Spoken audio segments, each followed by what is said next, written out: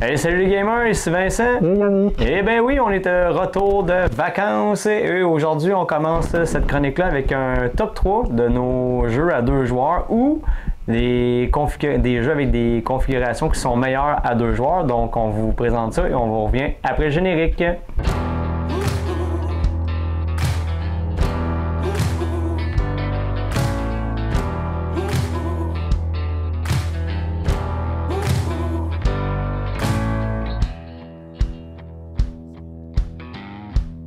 Alors Vincent, des jeux à deux joueurs, il en existe pas mal. Pour notre part, à la maison, on n'en a pas énormément. Je veux dire, on doit en avoir 2-3. On ne joue pas beaucoup à des jeux spécifiquement pour deux joueurs, mais on a des jeux qu'on joue à deux joueurs parce que leur configuration, c'est quasiment deux joueurs où c'est la meilleure. J'en nommerai un ou deux tout à l'heure, on verra. Mais Vincent, toi, tes jeux à deux joueurs, est-ce que tu joues beaucoup à deux? Est-ce que tu en as beaucoup? Ben souvent, est-ce que j'ai beaucoup de joueurs à deux joueurs? Non, pas tant. J'en ai quand même quelques-uns. Parce que souvent, tu sais, des fois, on a de la misère à être souvent, tu sais, un gros groupe. Fait que des fois, avec un ami, ben oui, je trouve ça important d'avoir quand même dans sa ludothèque quelques bons jeux à deux joueurs. Sinon, tu sais, comme on parlait tantôt, tu sais, il y a des jeux souvent qu'ils disent de 2 à 4 joueurs. Mais tu sais, au final, ben l'optimal, c'est à deux joueurs. Parce que soit à 3-4 joueurs, ben c'est trop long. Oui. Ou, souvent, c'est la longueur là, qui va revenir. Là, oui. souvent, là, plus qu'on est. Mais non, c'est ça. Là. Est-ce que tu voulais commencer pour toi ton top 3 jeux à deux joueurs? Je peux commencer, oui, mon top 3. Écoute, je crois qu'on va se croiser sur un jeu a priori, là, mais je dirais que un jeu auquel. C'est un jeu spécifiquement pour deux joueurs, auquel je joue de temps en temps avec ma conjointe, puisque bon, ça, je joue uniquement à deux, c'est Orion. Moi, je sais pas si tu connais Orion. Non, je connais pas Orion. Je vais te montrer la petite boîte ici. Donc c'est ça. Ça c'est Orion Duel en fait. Le but du jeu, on a des petits jetons de couleur bleu ou jaune. Donc notre adversaire va avoir ou les jaunes ou nous on va avoir les bleus par exemple. Mais sur nos jetons, on va aussi avoir une case de la couleur de notre adversaire. Donc, ce qui va faire que quand on va poser nos cartes, nos pions par exemple, nos pions, oh mon Dieu, je me mélange, le retour de vacances, je suis déjà fatigué, nos jetons sur la carte, ben, on va dans un sens favoriser son adversaire, puisqu'on va poser à un endroit donné, un pion bleu sur la map, donc de la couleur de l'adversaire. Par contre, le but du jeu, ça va être de rejoindre sur la map, je vais vous montrer la map, c'est pas bien grand, ça c'est la map de Orion. Donc dans ce jeu-là, on va devoir rejoindre les galaxies en fait. Celle-là avec celle-là, celle-là avec celle-là, celle-là avec celle-là. En posant nos jetons sur la map. Donc on va avoir des jetons jaunes, puis le but ça va être de faire un chemin jaune sur la map pour rejoindre les deux galaxies. Donc ça c'est une façon de gagner. Il y a trois façons de gagner aussi. Ou alors, une autre façon, la façon de gagner, on a des galaxies, en fait. Là, c'est des constellations qu'on doit rejoindre. Excuse-moi, je me trompe dans le terme. On a des galaxies, puis quand on absorbe de mémoire ces 6 galaxies, avec nos jetons, en fait, on pose en suivant le chemin. Toujours, si on ne peut pas poser nos jetons au hasard sur les galaxies, il faut toujours que ça suive notre chemin jaune, ou bleu si on a les bleus. Et puis, si on arrive à absorber 6 galaxies, on a gagné.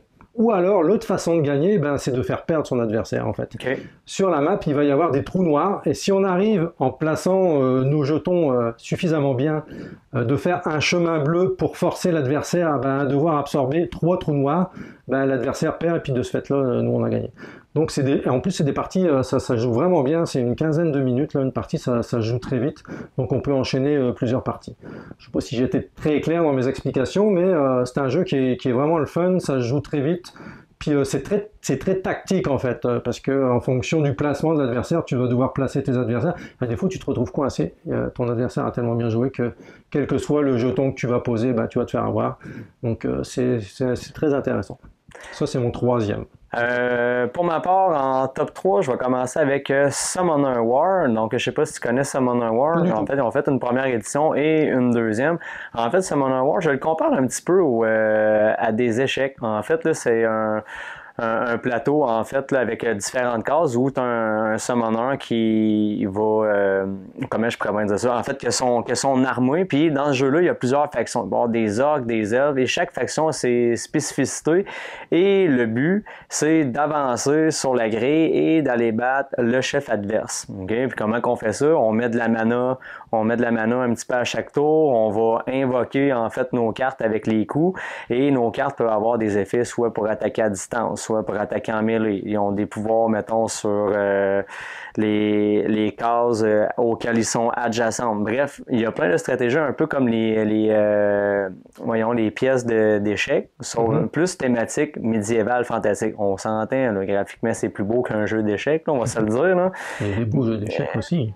Ouais, je suis pas très échec, mais tu sais, quand tu vois Summoner War, avec la thématique, tout ça, moi, ça vient plus me rejoindre, médiéval, fantastique, tout ce qui est magique. Fait que, tu sais, faut vraiment que tu places tes cartes, sortir tes bonhommes au bon moment. Il y a une question d'où tu places tes troupes, à quel moment tu vas activer leur capacité, jusqu'à temps que le but du jeu c'est de battre le boss adverse. Fait que c'est vraiment un jeu de back and forth où c'est on essaye le plus rapidement possible d'atteindre la ligne de fond pour aller battre justement là, le chef de la meute, là, si tu veux. Okay. Donc, Summoner War, un excellent jeu d'affrontement pour deux joueurs. Il y a une multitude de vidéos là, que vous pouvez voir sur Internet là, pour des vidéos règles complètes, mais c'est vraiment un très bon jeu de stratégie. Là. Je vous invite à aller regarder une vidéo pour Summoner War, mon top 3. Parfait, ça. Un jeu éventuellement peut-être que je pourrais essayer. Ouais, c'est vraiment bien. Okay. Est-ce que tu l'as, ce jeu-là? Non, je ne l'ai pas. C'est un ami qui me l'avait fait essayer plusieurs fois. Puis on a essayé comme toutes les factions. Puis non, c'est vraiment un bon jeu. Là. Toutes les factions se jouent d'une façon différente. Fait que ça t'amène une vision d'ensemble différente à chaque partie. Puis il y a une façon, il me semble, si je me trompe pas, pour construire ton deck. Là. Ok, d'accord. Bon, bah, très bien. Écoute, pour ma part, mon numéro 2 en fait, ça va être ici. C'est les Dice Throne,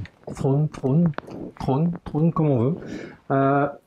Bon, je crois qu'il y a pas mal de gens, je n'expliquerai pas forcément les règles, même pas détaillées, mais je pense que tout le monde connaît un petit peu ce jeu-là. On représente un personnage qui a des pouvoirs particuliers, c'est un jeu où on va lancer des dés, et en fonction de la combinaison des dés qu'on va avoir, eh ben, on va réaliser des attaques ou des défenses pour pouvoir faire des dommages à son adversaire ou alors se défendre éventuellement contre les dommages que notre adversaire va faire. Donc il est très plaisant. Moi, j'ai jamais trop de chance au jeu de hasard. Là. Donc je l'aime, mais je gagne vraiment très peu souvent à ce jeu-là. Mais en plus, il est très beau. Là, graphiquement, c'est vraiment un beau jeu. Oui. Chaque dé va avoir la couleur aussi associée à son personnage. On va avoir des jetons supplémentaires en fonction des personnages. Donc c'est un jeu quand même qui est très bien fait. Je crois qu'il y a 4 saisons. Il y a les Marvel qui sont sortis aussi, il me semble. Enfin, il y en a vraiment... Saison 1, 2, Marvel, puis on sorti aussi l'Adventure pour le coopératif. Et tous les bonhommes que tu as achetés avant, ben, tu peux les reprendre pour jouer ensemble au lieu de taper dessus à coup de 2. Ben là, vous jouez ensemble pour battre le boss final. C'est un jeu auquel aussi on peut jouer à plusieurs, là, mais dans sa configuration de base, il est fait pour jouer à 2. Oui. Donc c'est pas mal ça, mon top 2. Ça fait très longtemps que je n'ai pas joué. Je te dirais qu'il faut que je me replonge dans les règles pour les règles générales pour m'y remettre, mais c'est toujours un jeu qui est plaisant en fait. Ça donne. Puis c'est pas forcément celui qui a de l'avance qui va gagner. Là. Quelquefois, il peut y avoir des gros retournements de situation. Si on fait un gros lancer de dés là, avec une grosse attaque, l'adversaire peut perdre énormément de points et puis on peut repasser devant. Donc c'est pas un jeu qui est forcément joué d'avance quand l'adversaire a de l'avance ou nous on a de l'avance par rapport à lui. Ça peut se servir. Puis pour les auditeurs qui nous écoutent à la maison, là, pour Dice Throne, la mécanique de 2, c'est une façon, la même mécanique qu'une Yeti. En fait, on brasse 3 fois. Tu as jusqu'à 3 brasses de 2. Tu peux conserver les 2 que tu veux jusqu'à 3 relances. Et après ça, avec tes dés, tu essaies de faire une combinaison qui attribue des pouvoirs à ton personnage. Puis ces personnages-là, ces capacités qu'ils ont, on peut les améliorer au fur et à mesure du jeu avec des cartes. Ça devient de plus en plus puissant. Mais oui, fait on dit oui, hasard. Un hasard, des fois, un petit peu contrôlé avec les cartes. Des fois, tu peux changer les phases de 2 avec un hasard un peu contrôlé, mais avec... c'est pas, exemple, tu brasses les 2 puis tu vis avec ça. Tu as quand même plusieurs relances puis tu peux altérer tes dés avec des cartes. Fait qu'il y a au moins ça qui est quand même pas pire. C'est ça. Moi, j'ai joué plusieurs fois. Comme je te dis, j'ai pas mal tout le jeu. Puis en plus, il y a le nouveau... on dit nouveau Kickstarter, mais avec tous les X-Men puis tout ça qui vont sortir des nouvelles saisons. Ça va faire un peu comme... je sais pas si tu connais le jeu Unmatch. De nom. OK, mais en match, ils en ont sorti une quantité astronomique. Ça aussi, là, c'est un jeu d'affrontement, pas avec des dés, avec des cartes. Puis ça, ils en ont sorti une pile. Fait que j'ai l'impression que Dice Throne s'en va un petit peu dans la même lignée. On va être rendu à Dice Throne, va être 54 d'ici les 5 prochaines années. Là. Ton numéro 2, toi, Vincent? Mon numéro 2, en fait, je pense que c'est un jeu que tout le monde connaît ou qui ont déjà essayé à quelque part, et c'est Seven Wonders Duel. Ça fait quelques années, en fait, là, qu'il y a une recrudescence pour, exemple, comme Seven Wonders, à la base, c'est un jeu qui jouait pour 3 à 7 joueurs. Le jeu de base. Un très grand classique. La version 2 joueurs dans le gros jeu de Seven Wonders, c'était vraiment pourri. Oui, ça marchait pas bien. Comme on disait, il y avait plusieurs jeux que ils disent souvent, exemple, 2 à 7 joueurs, 2 à 6, 2 à 4, mais au final, la version 2 joueurs est souvent pourrie. Fait, plus que les années y passent, surtout les dernières années, il en sort. On avait le Seven Wonders Duel, on avait, voyons, les charlatans de Duel. Oui. Un Splendor Duel. Il y a plein de... Parce que c'est comme pour si... améliorer la mécanique pour que ce soit vraiment... optimal à 2 joueurs. Je trouve ça vraiment bien. Là. Fait que non, Seven Wonders Duel, moi j'avais bien aimé. Je pense qu'entre les deux, je préfère comment fonctionne le duel. C'est un système de trappe de cartes, la même chose qu'on faisait dans le Seven Wonders original. La seule différence, c'est que le placement des cartes, il y a un placement des cartes en forme pyramidale aussi que tu en as de cachées et d'ouvertes. Puis là, dépendamment lesquelles cartes que tu prends, ça va ouvrir le jeu plus à ton adversaire ou dépendamment de ce que tu prends. Donc, c'est un peu le même principe. On essaie de s'étaler au niveau économique, scientifique, militaire. On essaie de s'éparpiller un petit peu partout pour faire un maximum de points tout en gardant à l'esprit qu'on peut perdre à tout moment.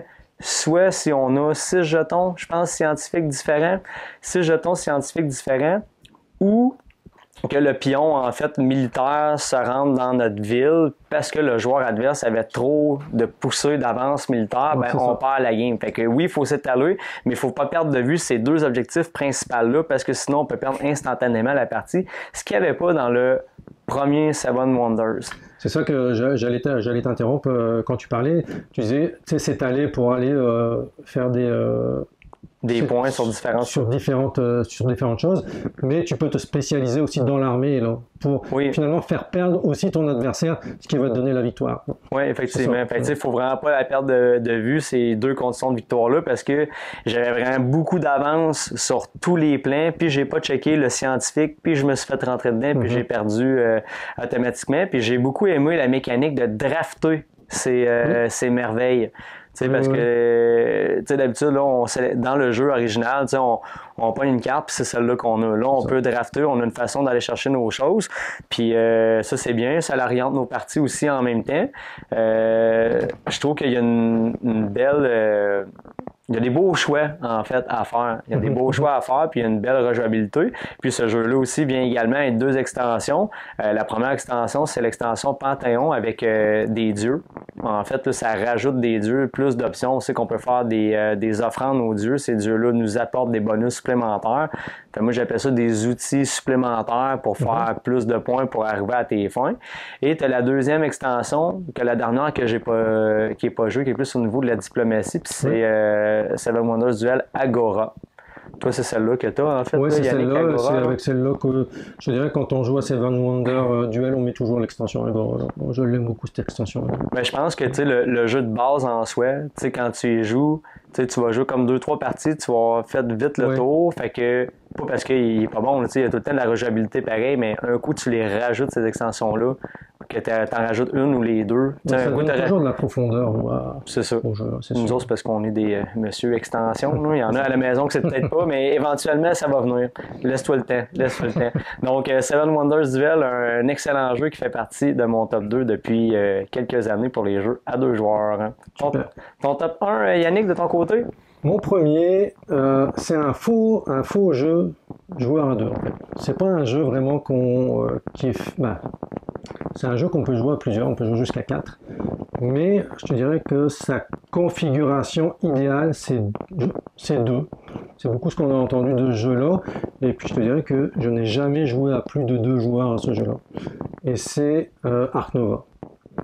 Ark Nova, la première fois qu'on a joué avec ma conjointe, je crois que la partie, on n'est pas des flèches, mettons, quand on joue à un nouveau jeu, même si on finit par connaître les mécaniques, avec tous les jeux auxquels on joue. Mais je crois que ça a duré 3 heures, je crois, à peu près, là. Donc c'est quand même un jeu qui est très long, même à 2 joueurs. Là, une partie, dépendamment de comment ça se déroule, c'est 1h30 pour nous à 2 heures maximum.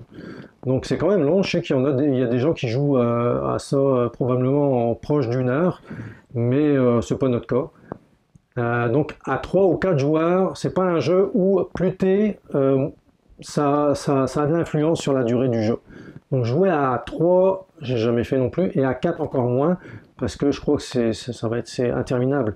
Ou alors jouer avec des gens qui connaissent très bien le jeu, peut-être, mais moi, la configuration idéale de Ark Nova, je pense que c'est 2, et c'est toujours la configuration auquel on a eu. Donc c'est pas un jeu qui est quand même très simple, il y a énormément de cartes. Comment l'expliquer pour ceux qui ne le connaissent pas? En fait, on est des gardiens de zoo. Et puis, donc, on a un board avec un zoo. On peut avoir des boards qui nous donnent certains avantages, où on peut les tirer au hasard, ça va être au choix.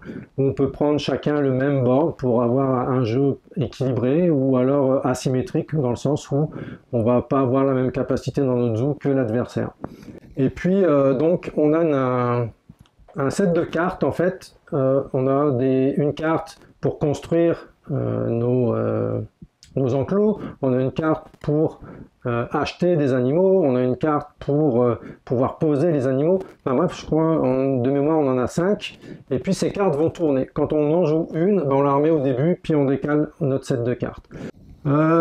C'est difficile à expliquer, Ark Nova, comme ça, sans présenter vraiment le jeu. Peut-être dans une prochaine vidéo qui va durer 3h30 dans l'explication. J'ai un petit peu de misère à expliquer la mécanique. Et puis, il y a une extension qui est sortie l'année dernière, qui a été rajoutée, qui rajoute aussi des petites affaires. C'est pas énorme, mais ça donne quand même un bon plus avec les animaux marins aussi. Donc, je te dirais que c'est mon top 1. Quand il est sorti, on l'a acheté quasiment tout de suite. Et puis on y jouait quasiment tous les soirs. Ark Nova, on le connaît, on finissait par le connaître par cœur, à peu près toutes les cartes. Il y a des cartes aussi de partenariat. On peut faire des partenariats avec les zoos qui vont nous donner des avantages pour certains animaux. Enfin, vraiment, c'est assez complexe. Donc pour marquer des points, en fait, c'est un peu particulier la façon de marquer les points. On a une piste où on va mettre un pion sur une piste d'attrait, donc l'attrait de notre zoo, et une piste conservation, donc des points de conservation qu'on va pouvoir récupérer en plaçant certaines cartes. Et quand nos 2 pions vont se croiser sur la piste, ça va enclencher la fin de partie. Ça peut arriver qu'on enclenche la fin de partie, mais qu'on perde aussi. Parce que si notre adversaire est proche ou en fonction des objectifs qu'on va avoir des objectifs secrets qu'on va avoir déterminés au début de la partie, ça peut nous rapporter beaucoup de points de conservation, et puis ça fait avancer énormément notre pion sur la piste. Donc c'est pas forcément celui qui engage la fin de partie qui va gagner la partie. Ça m'est déjà arrivé de gagner une partie alors que j'étais en retard, et puis inversement aussi pour ma conjointe. Donc, Ark Nova, là, mon meilleur jeu à deux, je te dirais. C'est vraiment un bon jeu, mais on avait joué une fois ensemble, j'avais vraiment aimé, puis même si le jeu est quand même long à deux, tu sais, les tours de jeu, ils vont quand même vite, t'as pas le temps de t'ennuyer, c'est pas comme si à chaque tour de jeu, ben, je jouais pendant une demi-heure, puis après ça, tu faut attendre une demi-heure, tu sais, ça va quand même vite, les tours de jeu. Les tours de jeu vont vite, ouais. Mais il y a tout le temps, tout le temps quelque chose à faire. Tout le temps quelque chose, tu sais, c'est pas, tu sais, ça va quand même, tu sais, au bout d'un an, on fait pas, ah, ben là, je suis tanné, là. Non, tu sais, tu continues, tu peaufines tes affaires, ta stratégie de tes affaires. C'est un très beau jeu de choix d'action puis de placement de tuiles. Il faut vraiment que tu places tes tuiles comme il faut. La première fois que j'ai joué, j'avais placé mal des tuiles, puis après ça, j'étais barré pour la fin de partie après. Là. Des fois, de pogner un enclos puis de le mettre en plein milieu de ton jeu. Tu peux plus placer que des enclos de 2 ou de 1, ce qui fait que les animaux qui te restent en main, ben, si c'est des animaux 3 ou 4, ben, tu peux pas les mettre dans un enclos de 1 ou 2, effectivement. Donc, tu te retrouves coincé avec tes cartes. Puis, tu vas devoir jouer ta carte pour aller piocher des cartes pour essayer d'avoir des animaux qui vont pouvoir entrer dans tes enclos. Donc, oui, il faut faire attention. C'est très stratégique quand même. Est-ce que tu dirais que c'est un jeu qui pardonne l'erreur, mettons?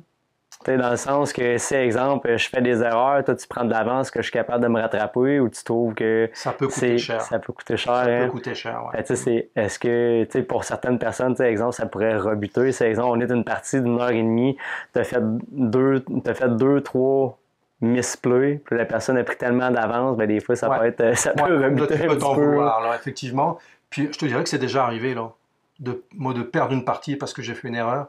Et puis, ça se joue à pas grand-chose. Et puis, si j'avais pas fait cette erreur-là, c'est des erreurs qui coûtent la partie. Oui, ça peut effectivement rebuter certains joueurs, là, parce que les erreurs peuvent être impardonnables, ouais, effectivement.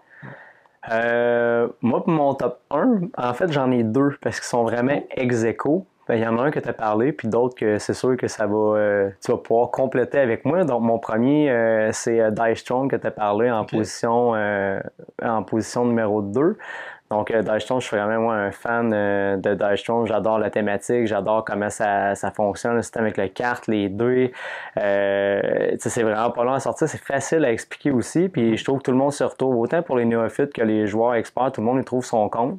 C'est quand même léger. Est-ce que c'est très stratégique, pas tant. Je pense que c'est juste le fun de sortir des fois. Juste un jeu qui on check des deux puis c'est le fun. Puis non, j'aime vraiment le principe. Il y a vraiment une belle rejouabilité parce que tous les personnages ne se jouent pas du tout de la même façon.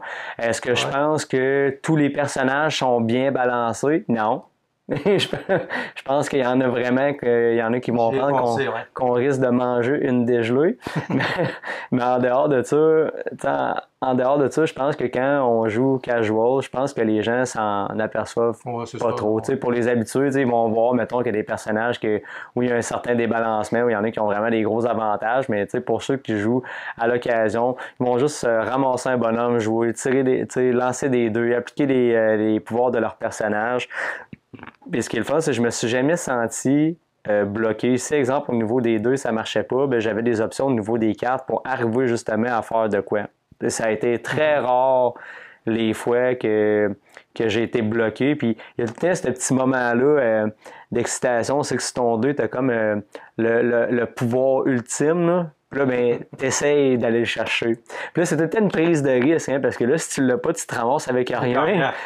L'autre, il dit « Hey, salut! » Puis je m'en viens de faire 20 points de dommage. Mais tu sais, je pense que dans le jeu, depuis que je l'ai, ça m'est arrivé, je pense, une fois de sortir le Ultimate. Ça m'est arrivé une fois. Mais quand tu le sors, là, tu te lèves de ta chaise, let's go! Puis là, c'est le fun. Mais tu sais, c'est vraiment un beau jeu, autant à famille, une soirée entre amis ou...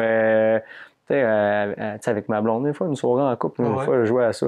Ça se peut des fois. Puis peut-être tu peux jouer avec les enfants, là. C'est pas, comme tu disais, c'est un jeu qui va convenir à tout le monde, là, aussi bien les joueurs qui ont l'habitude de gros jeux que de joueurs néophytes, là, je veux dire ça. Non, c'est ça. Ça s'explique bien. Moi, je jouais avec mes enfants qui n'étaient pas très âgés et puis ça se passait très bien. Ouais. Puis, comme tu disais, sa configuration de base, oui, elle est bonne en 1 versus 1 joueur, mais la compagnie a aussi fait d'autres d'autres configurations, des équipes de 2 contre 2. On fait un King of the Hill à plusieurs joueurs. Ça peut être des 2 versus 2 versus 2. Oui. Souvent, on combine les points de vie ensemble puis on essaye de rester en vie puis de sortir tout le monde. J'ai essayé le King of the Hill, j'ai pas essayé les en 2 versus 2, mais la variante a de l'air quand même très bien. Je veux dire, moi j'ai joué essentiellement à 2 contre 2. Là. On a, je crois, joué une fois ou deux à plusieurs, là, mais l'idéal, je pense, en tout cas, nous on le prend comme un jeu à 2 joueurs. Puis sinon, pour mon autre ex-aequo, je pense que c'est un jeu que tu aimes bien aussi, SkyTeam. Ah oui, bah oui. SkyTeam, en fait, c'est toi qui m'en avais parlé, puis c'est un jeu qui m'avait été offert. Fait que là, j'ai essayé ça, je trouvais la thématique quand même particulière, mais à ma grande surprise, c'est excellent, c'est vraiment excellent comme jeu. C'est pas long comme jeu, mais c'est excellent. On a chacun nos deux, chacun notre couleur, on brasse. On peut pas dire à l'autre ce qu'on a. La communication est vraiment très limitée. Puis on a là, excuse-moi les termes, je les connais pas par cœur. Mais on a comme plusieurs choses à regarder. On a comme en fait, on a un joueur qui joue le pilote, le copilote. Puis chaque joueur a sa couleur. Le pilote a la couleur bleue et le copilote a la couleur orange. Et puis le pilote va devoir s'occuper de tout ce qui est de couleur bleue sur le tableau de bord en fait de l'avion. Et puis le copilote sur tout ce qui est orange. Donc le copilote va s'occuper de sortir les trains d'atterrissage, pardon. Le copilote va s'occuper des volets. Après, on va devoir tasser les avions. Oui, puis l'équilibre de l'avion aussi pour qu'elle soit centrale. C'est tous des prérequis avant de pouvoir atterrir sur la piste. Puis au fur et à mesure qu'on avance sur la piste, il y a des avions qui nous bloquent la route qu'on doit absolument enlever avant de pouvoir atterrir. Si on respecte pas, c'est ça. Si on respecte pas une de ces conditions-là, les freins, les volets, qu'on n'ait pas tout enlevé les avions, puis qu'on n'est pas en équilibre, en fait, on ne peut pas atterrir comme ça. Il faut vraiment qu'on soit droit. Mais s'il y en a une de ces prérequis-là qu'on manque, on a perdu. Fait que, est-ce que c'est tendu? Oui. Au début, on commence par les scénarios de base, puis je pense que la difficulté, elle y va en augmentant. Oui, vraiment beaucoup. Puis ce que j'ai aimé, c'est que il y a vraiment plusieurs modules. Il y a vraiment plusieurs modules qui rajoutent. Ça peut être du froid, ça peut être des vents, ça peut être. Il y a différents modules dans la boîte de base déjà en soi. Mais moi, quand j'ai joué ça avec mon ami, ça a été vraiment une belle découverte. Puis en fait, il y a une extension là, qui s'en vient sous peu. Puis elle a l'air excellente. Ça va rajouter, je pense, beaucoup de rejouabilité pour ceux qui ont déjà passé à travers la boîte de base, mais pour moi, SkyTeam, ça a été vraiment une belle découverte. J'ai pas joué beaucoup, j'ai pas passé à travers toute la boîte de base, mais pour les quelques parties que j'ai faites, là, c'était vraiment très agréable. Puis, il y a une petite tension de on va-tu y arriver? Oups, il en manque pas gros, mais c'est des souvent... fois, tu vois le deck qui joue ton adversaire, puis tu dis effectivement. On est mort là. Dès qu'il faut. Pourquoi tu as joué ça? C'est parce qu'on n'a pas le droit de parler. Il y a aussi, il y a un hasard des dés aussi, mais il y a aussi les tasses de café qui représentent les pauses en fait. Et puis tu peux mettre ton dé sur l'endroit où il y a les tasses de café. Puis ça c'est commun aux 2 joueurs. Puis quand tu poses un dé là-dessus, tu vas mettre une tasse de café sur le board. Puis ça, avec une tasse de café, tu peux changer ton dé de plus ou moins 1. Donc tu peux pas convertir par exemple un 1 en 6 ou un 6 en 1, mais des fois ça peut changer vraiment, ça peut faire toute la différence. Mais au début, là, quand j'avais joué les premières parties, je trouvais pas que les tasses de café c'était pas tant utile. Puis au final, là, quand j'arrivais trop serré, oups, je suis sur le bord. Puis là, on s'est crashé, mettons, les 2 premières games. Puis là, on a commencé à les utiliser. Puis on a fait, oh oui, c'est pas mal plus utile que qu'est-ce qu'on pensait. Là. Fait que les tasses de café, à ne pas négliger. Non, c'est vraiment important. Mais bref, SkyTeam et Dice Throne ex-aequo pour moi à mon top 1. Fait que nous, on aimerait ça savoir à la maison vos coups de cœur, en fait, pour les jeux à 2 joueurs ou les configurations que vous trouvez que les jeux sont meilleurs à 2 joueurs. On veut savoir c'est quoi votre top. On vous demanderait de liker la vidéo si vous l'avez aimé et de vous abonner à la chaîne. Donc, on vous dit à la prochaine! Salut tout le monde!